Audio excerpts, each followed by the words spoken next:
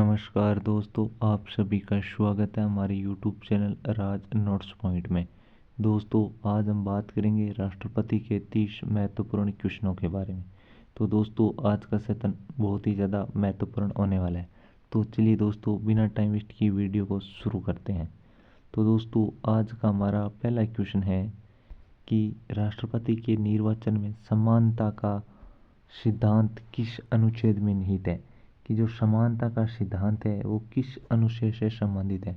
कि राष्ट्रपति के निर्वाचन में समानता का सिद्धांत किस अनुच्छेद में निहित है। तो पहले का हमारा बी ऑप्शन सही हो रहा है कि अनुच्छेद 55 के अंदर ये बात कही गई है कि राष्ट्रपति के निर्वाचन में समानता का सिद्धांत की बात अनुच्छेद 55 में कही गई है, इसलिए पहले का बी ऑप्शन हमारा सही बैठ रहा है। आगे बात करते हैं क्वेश्चन नंबर 2 के बारे में कि राष्ट्रपति के निर्वाचन में राज्यों के मतों का मूल्य किस जनगणना पर आधारित है। कि राष्ट्रपति का जो निर्वाचन होता है उसमें राज्य के मतों का मूल्य किस जनगणना पर आधारित है।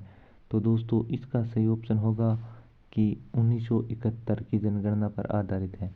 तो इसलिए हमारा इसमें सी ऑप्शन है वो सही बैठ रहा है कि 1971 है, सही है। क्वेश्चन नंबर 3 के बारे में बात करते हैं कि राष्ट्रपति के निर्वाचन में निम्न में से कौन निर्वाचक मंडल का सदस्य नहीं है। कि इनमें से कौन है जो निर्वाचक मंडल का सदस्य नहीं है। तो तीसरे का हमारा सही है कि यहाँ पर लोकसभा सदस्य होते हैं, राज्यसभा सदस्य भी होते हैं, राज्य विधानसभा सदस्य भी होते हैं, लेकिन इसके अंदर राज्य विधान परिषद सदस्य शामिल नहीं होते, इसलिए हमारा तीसरे का डी ऑप्शन है वो सही बैठ रहा है। इसमें लोकसभा सदस्य, राज्यसभा सदस्य व राज्य विधानसभा सदस्य भी शामिल होते हैं। आगे बात करते हैं क्वेश्चन नंबर 4 की राष्ट्रपति का चुनाव अप्रत्यक्ष कहलाता है। क्योंकि कि राष्ट्रपति का चुनाव है वो अप्रत्यक्ष कहलाता है। इसके कहलाने का प्रमुख रीजन है वो क्या है। तो इसका सही ऑप्शन होगा हमारा सी कि निर्वाचक मंडल के द्वारा होता है। कि राष्ट्रपति का चुनाव अप्रत्यक्ष कहलाता है क्योंकि निर्वाचक मंडल द्वारा होता है, इसलिए चौथे का हमारा सी ऑप्शन है वो सही बैठ रहा है। इंपॉर्टेंट क्वेश्चन है दोस्तों, एग्जाम के अंदर आजकल इसी प्रकार के क्वेश्चन देखने को मिलते हैं क्योंकि फैक्ट के क्वेश्चन बहुत ही कम देखने को मिलते हैं, कंसेप्ट वाले क्वेश्चन ज़्यादा आ रहे हैं। क्वेश्चन नंबर 5 की राष्ट्रपति का कार्यकाल संबंधित है। कि जो राष्ट्रपति के कार्यकाल की बात कही गई है वो किस अनुच्छेद से संबंधित है। तो 5 का हमारा सी ऑप्शन यानी अनुच्छेद 56 के अंदर ये बात कही गई है कि राष्ट्रपति का कार्यकाल कितने वर्ष का होता है। ये बात किस अनुच्छेद में कही गई है। आर्टिकल आर्टिकल 56 के अंदर कही गई है, इसलिए इसका सी ऑप्शन हमारा सही बैठ रहा है। अच्छा क्वेश्चन है, ध्यान रखना। हमने राष्ट्रपति की जो अनुच्छेद है उनकी हमने शॉर्ट ट्रिक है वो अपलोड कर रखी है, तो आप एक बार शॉर्ट वीडियो में जाकर ज़रूर देखना, आपको ये ट्रिक मिल जाएगी। आगे बात करते हैं कि राष्ट्रपति को मंत्रिपरिषद की सलाह पुनर्विचार हेतु लौटाने की शक्ति है। यानी जब राष्ट्रपति को मंत्रिपरिषद की सलाह पुनर्विचार हेतु लौटाने की शक्ति है तो ये केवल एक बार होती है। तो इसका सही ऑप्शन होगा बी कि केवल एक बार की राष्ट्रपति को मंत्रिपरिषद की सलाह पुनर्विचार हेतु लौटाने की शक्ति है, तो केवल एक बार होती है, इसलिए 6 का बी ऑप्शन हमारा सही बैठ रहा है। आगे बात करते हैं क्वेश्चन नंबर 7 की पुनः भेजी गई सलाह को मानना राष्ट्रपति के लिए क्या वो वैकल्पिक है या अनिवार्य है या न्यायिक है, आपातकालीन है। कि पुनः भेजी गई सलाह को राष्ट्रपति के लिए मानना कि पुनः भेजी गई सलाह को मानना राष्ट्रपति के लिए अनिवार्य है। यानी जब कोई भी सूचना पुनः भेजी जाती है यानी सलाह वापस भेजी जाती है तब उस सूचना को राष्ट्रपति मानने के लिए बाध्यकारी है। आगे बात करते हैं क्वेश्चन नंबर 8 की राष्ट्रपति द्वारा अध्यादेश जारी करने की शक्ति सीमित है। क्योंकि कि राष्ट्रपति द्वारा अध्यादेश जारी करने की शक्ति है वो सीमित है, क्योंकि इसमें सभी ऑप्शन हमारा सही होगा कि इसका सभी ऑप्शन हमारे सही हैं। कि राष्ट्रपति द्वारा अध्यादेश जारी करने की शक्ति सीमित है क्योंकि वो अस्थायी है, क्योंकि संसद अस्वीकार कर सकते हैं और मंत्रिपरिषद की सलाह पर होती है। दोस्तों, आजकल कंसेप्ट वाले क्वेश्चन ज़्यादा पूछे जाते हैं, तो ये क्वेश्चन है इंपॉर्टेंट क्वेश्चन है, तो ज़रूर इंपॉर्टेंट लगा लेना। ये क्वेश्चन पूछा जा सकता है वापस, तो राष्ट्रपति द्वारा अध्यादेश जारी करने की शक्ति सीमित होती है क्योंकि वे अस्थायी होती है, संसद अस्वीकार कर सकती है और मंत्रिपरिषद की सलाह पर होती है। इसलिए 8 का हमारा डी ऑप्शन है वो सही बैठ रहा है। नेक्स्ट हमारा क्वेश्चन है कि राष्ट्रपति अध्यादेश कितने समय तक प्रभावी रहता है।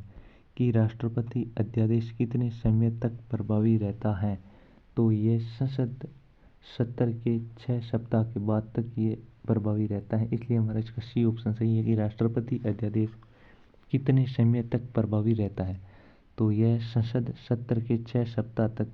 इसलिए हमारा 9 का सी ऑप्शन है वो सही बैठ रहा है। अच्छा क्वेश्चन है, इंपॉर्टेंट क्वेश्चन है। दोस्तों हमने करंट की भी एक अलग से सीरीज चला रखी है, तो प्ले लिस्ट में करंट की आपको अलग से वीडियो मिल जाएगी, वहाँ पर जाकर आप ज़रूर देखें प्ले लिस्ट को। नेक्स्ट हमारा क्वेश्चन है कि राष्ट्रपति को वास्तविक कार्यपालिका प्रमुख न मानने का क्या कारण है। कि राष्ट्रपति को वास्तविक कार्यपालिका प्रमुख न मानने का प्रमुख कारण क्या है, क्योंकि मंत्रिपरिषद की बाध्यकारी सलाह, इसका ये ऑप्शन हमारा सही बैठ रहा है। कि राष्ट्रपति को वास्तविक कार्यपालिका प्रमुख न मानने का कारण क्या है, कि वो मंत्रिपरिषद की बाध्यकारी सलाह है। तो इसलिए हमारा 10 का सी ऑप्शन सही बैठ रहा है। दोस्तों आपके 30 में से कितने क्वेश्चन है वो सही हो रहे हैं, कमेंट करके ज़रूर बताना। नेक्स्ट हमारा क्वेश्चन है कि राष्ट्रपति शासन लागू होने पर राज्य की विधायी शक्ति निहित होती है राष्ट्रपति में, राज्यपाल में, संसद में या प्रधानमंत्री में। दोस्तों वेरी वेरी इंपॉर्टेंट क्वेश्चन है कि राष्ट्रपति शासन लागू होने पर राज्य की विधायी शक्ति निहित होती है राष्ट्रपति में या राज्यपाल में या संसद में या प्रधानमंत्री में। तो दोस्तों इसका जवाब है वो आपको कमेंट बॉक्स में देना है, ताकि हमें पता चले कि आपकी तैयारी है वो किस लेवल की चल रही है। तो 11 नंबर क्वेश्चन का जवाब है वो आपको कमेंट बॉक्स में ज़रूर देना है। अच्छा क्वेश्चन है, ध्यान रख लेना। नेक्स्ट हमारा क्वेश्चन है कि राष्ट्रपति शासन अधिकतम कितने समय तक लागू रह सकता है। कि राष्ट्रपति शासन है वो अधिकतम कितने समय तक लागू रह सकता है। अच्छा क्वेश्चन है कि राष्ट्रपति शासन अधिकतम कितने समय तक लागू रह सकता है, तो इसका हमारा ऑप्शन सी सही हो रहा है कि 3 वर्ष तक। कि राष्ट्रपति शासन है वो 3 वर्ष तक अधिकतम लागू रह सकता है। इसलिए 12 का हमारा सी ऑप्शन है वो सही बैठ रहा है। नेक्स्ट क्वेश्चन है कि राष्ट्रीय आपातकाल की न्यायिक समीक्षा संभव हुई 42वें संशोधन से, 44वें या 52वें या 61वें संविधान संशोधन थे। तो दोस्तों राष्ट्रीय आपातकाल की न्यायिक समीक्षा संभव हुई थी ये 44वें संविधान संशोधन। दोस्तों आप इसमें 42वें मत कर देना, इसलिए इसका 44वां संविधान संशोधन होगा। इस चीज़ का आपको ध्यान रखना, 44वें संविधान संशोधन के द्वारा। इसलिए 13वें का हमारा बी ऑप्शन वो सही बैठ रहा है, क्योंकि अधिकतर विद्यार्थी वो 42वां संविधान संशोधन करते हैं, लेकिन राष्ट्रीय आपातकाल की न्यायिक समीक्षा है वो 44वें संविधान संशोधन के तहत हुई थी। आगे बात करते हैं 14 नंबर की, वित्तीय आपातकाल के दौरान राष्ट्रपति, यानी जब वित्तीय आपातकाल होता है उसके दौरान राष्ट्रपति राज्यों की वेतन घटा सकता है, या वित्तीय निर्देश दे सकता है, या संसद की स्वीकृति आवश्यक है, या सभी। तो दोस्तों 14 नंबर क्वेश्चन है कि वित्तीय आपातकाल के दौरान राष्ट्रपति हैं वो ये सभी काम कर सकते हैं। इसलिए हमारा इनका सही ऑप्शन होगा डी, यानी राज्यों के वेतन को घटा भी सकता है, वित्तीय निर्देश दे भी सकता है, संसद की स्वीकृति आवश्यक है, और सभी। इसलिए 14 का डी ऑप्शन हमारा सही बैठ रहा है। नेक्स्ट क्वेश्चन है कि राष्ट्रपति को मृत्युदंड में क्षमा देने की शक्ति विशेष है। कि राष्ट्रपति को मृत्युदंड में क्षमा देने की शक्ति विशेष है क्योंकि वो निर्णय अंतिम है, या राज्यपाल को नहीं, या कोर्ट मार्शल पर भी लागू है, या सभी। तो दोस्तों इसका भी हमारा ऑप्शन होगा डी, यानी उपरोक्त सभी ऑप्शन है वो हमारा सही बैठ रहा है। कि राष्ट्रपति को मृत्युदंड में क्षमा देने की शक्ति विशेष है क्योंकि वो अंतिम निर्णय है, राज्यपाल को नहीं है, और कोर्ट मार्शल पर भी लागू है। इसलिए 15 का डी ऑप्शन हमारा सही बैठ रहा है। नेक्स्ट हमारा क्वेश्चन है कि राष्ट्रपति के महाभियोग का एकमात्र आधार है। तो राष्ट्रपति पर महाभियोग कब लगता है, यानी भ्रष्टाचार पर, या अक्षमता पर, या संविधान का उल्लंघन करने पर, या अविश्वास पर। कि राष्ट्रपति के महाभियोग का एकमात्र आधार क्या है, तो दोस्तों इसका हमारा सी ऑप्शन सही है कि संविधान का उल्लंघन करने पर राष्ट्रपति को महाभियोग की प्रक्रिया के द्वारा हटाया जा सकता है। इसलिए 16 का सी ऑप्शन हमारा सही बैठ रहा है। नेक्स्ट क्वेश्चन के बारे में बात करते हैं कि राष्ट्रपति के महाभियोग के लिए आवश्यक बहुमत है। कि जब भी महाभियोग है उसके लिए आवश्यक बहुमत है, यानी साधारण बहुमत से, या उपस्थित सदस्यों की 2/3, या कुल सदस्यों की 2/3, या विशेष बहुमत। दोस्तों वेरी वेरी इंपॉर्टेंट क्वेश्चन है, ये क्वेश्चन एग्जाम के अंदर पूछा जा सकता है, इसलिए मैंने इंपॉर्टेंट लगा दिया है कि राष्ट्रपति के महाभियोग के लिए आवश्यक बहुमत है। तो दोस्तों इसका सही ऑप्शन होगा कि कुल सदस्यों का 2/3। आप उपस्थित सदस्य मत कर देना दोस्तों, यहाँ पर बात है वो कुल सदस्य की होगी, तो इसलिए 17 का सी ऑप्शन हमारा सही बैठ रहा है। नेक्स्ट बात करते हैं कि राष्ट्रपति का निर्वाचन विवाद किसके अधिकार क्षेत्र में आता है, संसदीय निर्वाचन आयोग, सुप्रीम कोर्ट, या राष्ट्रपति। कि राष्ट्रपति का निर्वाचन विवाद किसके अधिकार क्षेत्र में आता है, तो इसका सही ऑप्शन होगा सुप्रीम कोर्ट, यानी ये कार्य सुप्रीम कोर्ट के कि राष्ट्रपति का निर्वाचन विवाद किसके अधिकार क्षेत्र में आता है, कि सुप्रीम कोर्ट, इसलिए 18 का सी ऑप्शन हमारा सही बैठ रहा है। नेक्स्ट बात करते हैं कि राष्ट्रपति का वेतन कार्यकाल में घटाया नहीं जा सकता, क्योंकि सम्मान बनाए रखने हेतु, या राजनीतिक दबाव से बचाव, या संवैधानिक संरक्षण, या न्यायिक स्वतंत्रता।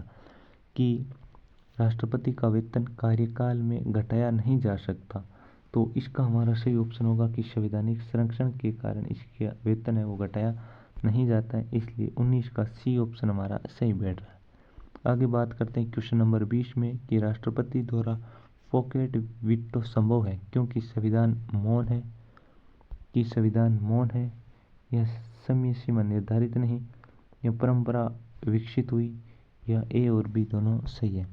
तो दोस्तों राष्ट्रपति द्वारा पॉकेट वीटो संभव है क्योंकि इसमें ए और बी हमारा ऑप्शन सही है, क्योंकि इसमें संविधान मौन है और समय सीमा निर्धारित भी नहीं है। आगे बात करते हैं क्वेश्चन नंबर 21। दोस्तों हमने आपको करंट की अलग से प्लेलिस्ट करवा रखी है, और हमने आपको पॉलिटी की भी अलग से, ज्योग्राफी की, हिस्ट्री की सारी क्लासेस चल रही है, आप अलग अलग प्लेलिस्ट बनाई हुई है, वहाँ पर जाकर आप सारी वीडियो देख सकते हो। तो अगला क्वेश्चन है कि राष्ट्रपति किस परिस्थिति में लोकसभा भंग करता है, अपने विवेक से करता है, नहीं ऐसा कोई काम नहीं है।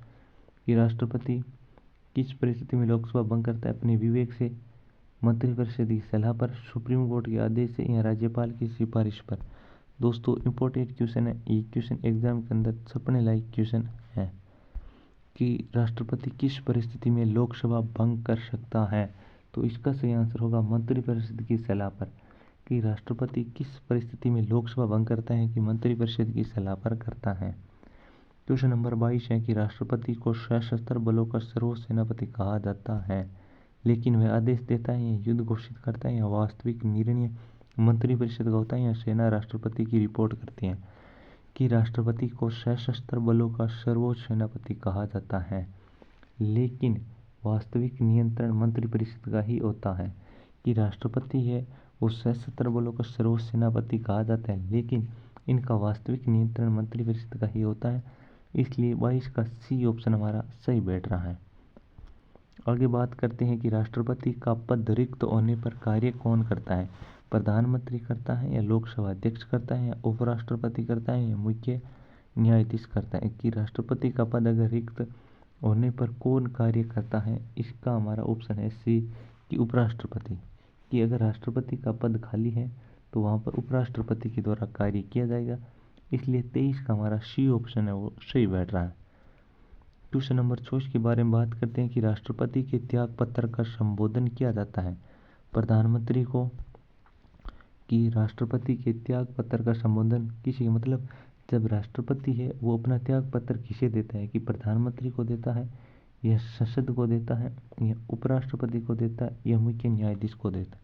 दोस्तों वेरी वेरी इंपॉर्टेंट क्वेश्चन है, मैं आप इंपॉर्टेंट लगा देता हूँ, यह सीधे आपको एग्जाम के तौर पर देखने को मिलेगा, और इस क्वेश्चन के अंदर मैंने स्टार भी लगा दी है कि ये सीधे सीधे आपको एग्जाम के अंदर देखने को मिले। कि राष्ट्रपति के त्याग पत्र का संबोधन किया जाता है प्रधानमंत्री, संसद, उपराष्ट्रपति, या मुख्य न्यायाधीश। तो इसका हमारा सही ऑप्शन होगा कि उपराष्ट्रपति। उपराष्ट्रपति राष्ट्रपति को त्याग पत्र देते हैं, और राष्ट्रपति उपराष्ट्रपति को त्याग पत्र देते हैं, इस चीज़ को आपको ध्यान में रखना है। आगे बात करते हैं क्वेश्चन नंबर 25 की राष्ट्रपति के चुनाव में प्रयुक्त मत प्रणाली है साधारण बहुमत, बहुलता, आनुपातिक प्रतिनिधित्व, आनुपातिक एकल हस्तांतरणीय मत। कि राष्ट्रपति के चुनाव में प्रयुक्त मत प्रणाली कौन सी है, तो इसका हमारा डी ऑप्शन सही है कि आनुपातिक एवं एकल हस्तांतरणीय मत, कि जब राष्ट्रपति का चुनाव के लिए जो प्रयुक्त प्रणाली है वो आनुपातिक एवं एकल हस्तांतरण मत वाली है, इसलिए हमारा 25 का डी ऑप्शन है वो सही बैठ रहा है। आगे बात करते हैं क्वेश्चन नंबर 26 की राष्ट्रपति द्वारा नामित राज्यसभा सदस्य होने चाहिए, कि राष्ट्रपति द्वारा नामित राज्यसभा सदस्य होने चाहिए। इसका हमारा सी ऑप्शन कला, साहित्य, विज्ञान एवं समाज सेवा से। तो दोस्तों इनका आपको क्रम भी याद में रखना है, तो इसलिए 26 का सी ऑप्शन हमारा सही बैठ रहा है। इसमें कला, साहित्य, विज्ञान, समाज सेवा से संबंधित होने चाहिए। नेक्स्ट क्वेश्चन है कि राष्ट्रपति की स्थिति ब्रिटेन के सम्राट जैसी मानी जाती है। ये राष्ट्रपति की स्थिति है वो ब्रिटेन के सम्राट जैसी मानी जाती है, क्योंकि ये नाम मात्र का प्रमुख होता है, क्योंकि सारे कार्य हैं वो प्रधानमंत्री के द्वारा किए जाते हैं, लेकिन राष्ट्रपति वो एक नाम मात्र का ही प्रमुख होता है, इसलिए इन्हें ब्रिटेन के सम्राट के जैसा पद माना गया है, इसलिए 27 का सी ऑप्शन हमारा सही बैठ रहा है। आगे बात करते हैं क्वेश्चन नंबर 28 की राष्ट्रपति के चुनाव की संपूर्ण प्रक्रिया किस कानून द्वारा नियंत्रित है, कि राष्ट्रपति के चुनाव की संपूर्ण प्रक्रिया किस कानून द्वारा निर्धारित है। तो अच्छा क्वेश्चन है, इस क्वेश्चन के बारे में बात करते हैं कि राष्ट्रपति के चुनाव की संपूर्ण प्रक्रिया किस कानून के द्वारा नियंत्रित है। तो इसका हमारा ये संविधान के द्वारा नियंत्रित है, तो 28 का सी ऑप्शन हमारा है वो सही बैठ रहा है, इसलिए 28 में सी ऑप्शन है। आगे बात करते हैं क्वेश्चन नंबर 29 के बारे में कि राष्ट्रपति द्वारा घोषित आपातकाल को संसद से अनुमोदन आवश्यक है, कि राष्ट्रपति द्वारा घोषित आपातकाल को संसद से अनुमोदन आवश्यक है। तो 29 में हमारा बी ऑप्शन यानी 2 माह के अंदर, तो इसलिए 29 में बी ऑप्शन हमारा सही बैठ रहा है। आगे बात करते हैं क्वेश्चन नंबर 30 और आज का हमारा अंतिम क्वेश्चन है कि भारतीय राष्ट्रपति को नाम मात्र का प्रमुख कहा जाता है क्योंकि उसके सीमित अधिकार है। इसका ऑप्शन होगा कि इसके सीमित अधिकार के कारण, या अप्रत्यक्ष निर्वाचन के कारण, या मंत्री परिषद सर्वोच्च कारण, या न्यायिक नियंत्रण के कारण। कि भारतीय राष्ट्रपति को नाम मात्र का प्रमुख कहा जाता है क्योंकि वो मंत्री परिषद का सर्वोच्च होता है, इसलिए 30 का सी ऑप्शन हमारा सही बैठ रहा है। तो मिलते हैं दोस्तों नेक्स्ट वीडियो में जल्दी, तब तक बने रहिए। धन्यवाद मित्रों।